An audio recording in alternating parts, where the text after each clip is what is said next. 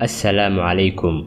Bishii Sebtembar 2018, 6 waddan oo Afrika ku yaala ayaa kulmay, waxayna sameeyeen guddi bilaaba dejinta dastuur si loo abuuro hal dowlad federaal oo madax bannaan oo lagu magacaabo East African Federation. Ujeedka laga leeyahayna waa in la sameeyo waddan midaysan oo leh hal suuq oo ka dhaxeeya hal lacag, iyo in la fudaydiyo isku gudbidda badeecadaha, dadka iyo aqoonta, si la mid ah sida Mareykanka uu ku sameysmay. Sidaa darteed, muuqaalka maanta waxaan kaga hadli doonaa in dalkan samaysinkiisa suurtagal tahay. Hadday suurtagal tahayna, waa noocee dowladda ka soo dhex bixi doonta midowgan, iyo sidoo kale waa maxay caqabadaha soo food saari kara midowga 6 dal.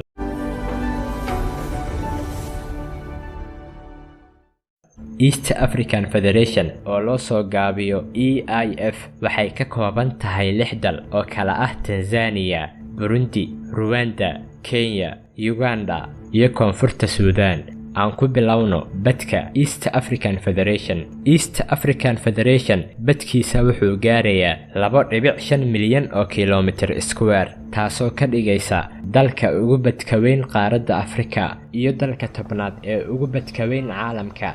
Dadka ku nool dalkan cusub East African Federation waxay gaarayaan 179 milyan, taasoo la micno ah in East African Federation ay soo bixi doonto iyadoo ah waddanka labaad ee ugu dadka badan Afrika. Waxaa ka horeeya oo keliya Nigeria oo ku nool ku dhawaad 186 milyan oo qof, taasoo ka dhigaysa East African Federation dalka 8aad ee ugu dadka badan caalamka, waana dad ka badan dadka ku nool Ruushka, Mexico iyo Japan markii mid loo barbar dhigo. Magaalada ugu dadka badan East African Federation waa Dar es Salaam oo ah magaalada ugu weyn Tanzania, waana magaalada 6aad ee ugu weyn Afrika, waxaana ku nool in ka badan 4.3 milyan oo qof. Dar es Salaam waa magaalo ka weyn Los Angeles oo ah magaalada labaad ee ugu weyn Mareykanka, waxaana ku nool Los Angeles dad ka yar 4 milyan oo qof. Sidoo kale, Dar es Salaam waxay ka weyn tahay caasimadda Jarmalka, Berlin. Magaalooyinka kale ee ugu waaweyn East African Federation waxaa ka mid ah magaalada Nairobi ee Kenya, waxaana ku nool in ka badan 3 milyan oo qof, waana magaalo ka weyn magaalada Chicago ee Mareykanka,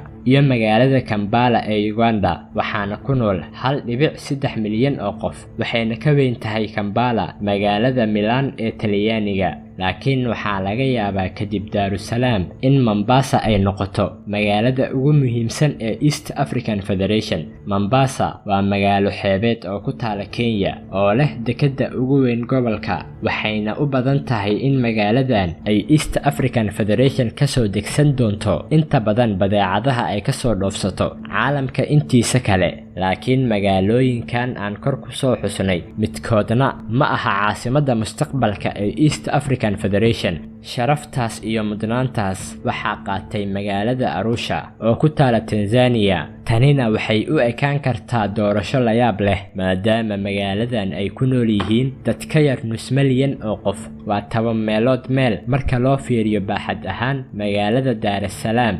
Laakiin marka laga soo tago baaxadda iyo dadka ku nool magaalada Arusha waxay ku heshay mudnaanta inay noqoto caasimadda East African Federation. Muhiimadda taariikhiga ah ay u leedahay gobolka. Magaaladan waxay u ahayd xarunta diblomaasiyadda dhibaatooyin dhowr ah oo ka dhacay bariga Afrika. Magaalada Arusha ayay ahayd meeshii lagu soo afjaray dagaalkii sokeeye ee Burundi oo socday laga soo bilaabo 1993 ilaa 2005, markii xisbigii SPLM ee xukumayay Koonfurta Suudaan uu ku sigtay inuu burburo, dalkana ay ka dhacday dhibaatooyin bani'aadanimo. Magaalada Arusha waxay ahayd meeshii lagu qabtay heshiiska Arusha ee Koonfurta Suudaan.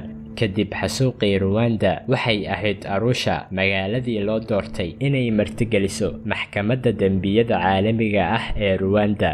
Dhaqaalaha East African Federation wuxuu gaarayaa 600 bilyan oo dollar, taasoo ka dhigaysa dhaqaalaha 34aad ee ugu weyn caalamka iyo kan 4aad ee ugu weyn Afrika.